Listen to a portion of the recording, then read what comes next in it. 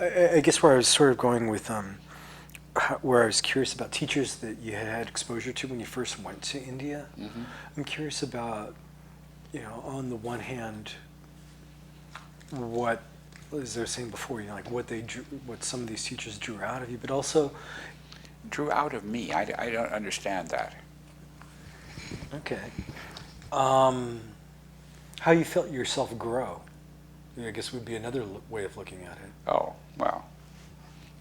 Above and beyond just. I found, from every, there wasn't a Tibetan, a single Tibetan, that I couldn't learn something from. I was more of an exploitive than being exploited. So, India was wonderful as long as you could wake up every morning, meet some interesting teacher or villager, and that was what was the interesting experience. When I got far tired of that, I decided to go to Indonesia. Well, glad it took 20 years for the novelty to wear off. The other thing I'm kind of curious about is what the growth of the teachers that you observed in that run of 20 years. In other words, how you saw them mature or whatever, however they may have changed over the course of the 20 years. Well, the Tibetan way of religious practice is basically communal. Very few Tibetans of the ordinary Tibetan are interested in spiritual growth. They're interested in the functions, going to a set of wangs, going to giving as part of the ritual of merit making. It's not usual for a Tibetan to go to a teacher and say, I'd like to become your teacher or become your student and take the path. They would oftentimes, there were a few. And that's why we don't have so many great lamas today, is because unless you had a very specific type of education, you wouldn't become a lama.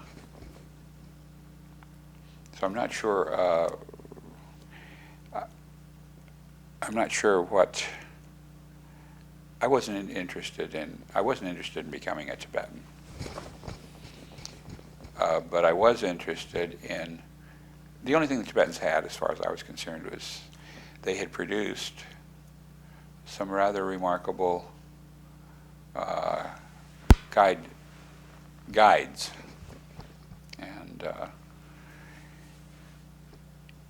there were, by this time, there was the Trungpa movement.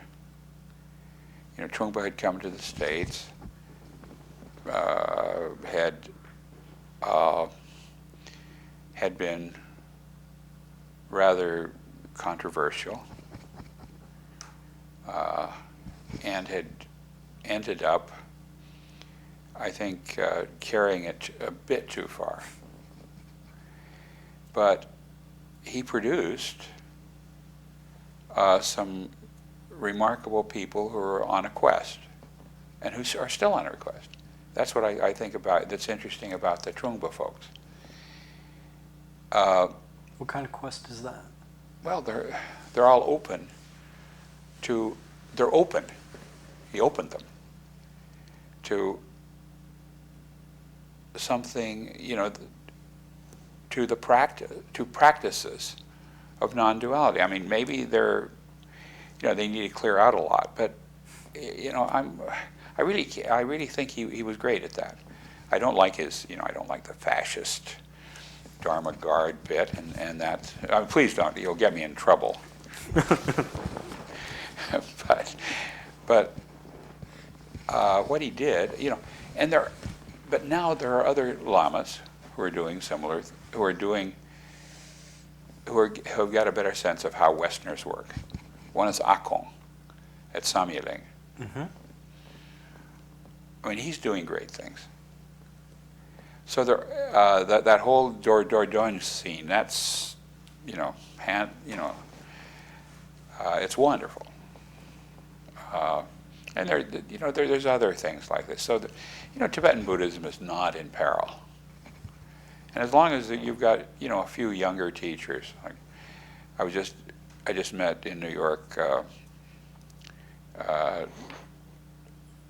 Tugu Randrol, who's another of Kanjur Rinpoche's students.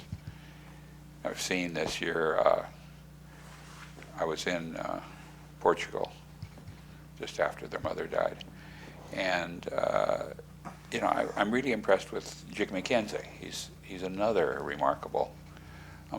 There's lots of these around who do understand Westerners. These two Goloks, the one here and the one in Kensington, Mm-hmm.